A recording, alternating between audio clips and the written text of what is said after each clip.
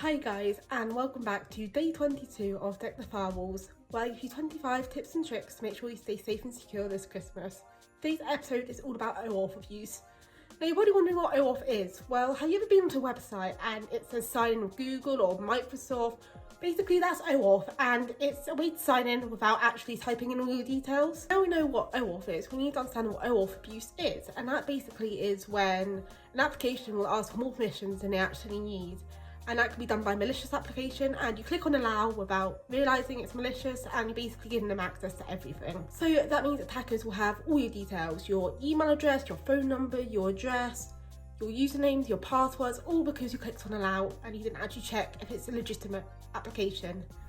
And sadly, changing passwords will not do anything, because when you become a victim of OAuth abuse, it happens. So picture this, you are currently downloading a new app and you need to make an account. There's an option to sign in with Google, so you sign in with your Gmail account. You give it permission to all your accessors, and basically you give them permission to everything. You didn't check the permissions, and it has access to literally every data about you.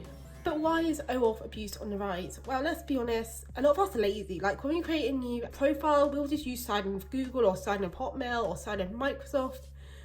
And we do it just because it's easier. However, that is OAuth, and it can easily be abused and exploited by attackers, and it can grab every information about us. Well, what are the red flags of OAuth abuse? Well, the first one is apps having way more permissions than expected. Like for example, when you sign up for apps and you give them read-write permissions when you only want them to have read permission, because they don't need to write all your data.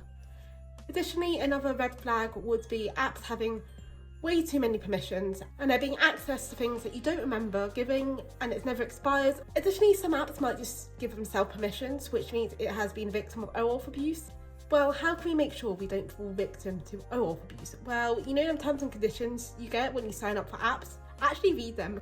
You should also regularly review your connected apps on like your main profile, so like your Gmail account and your connected apps, and remove ones that you don't recognise, or ones that are old and expired, or ones you don't use anymore.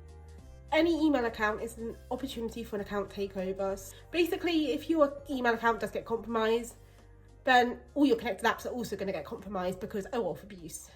But anyway, that is it for day 22 of Deck the Firewalls. I hope you enjoyed this episode, and I hope you have a safe and secure Christmas.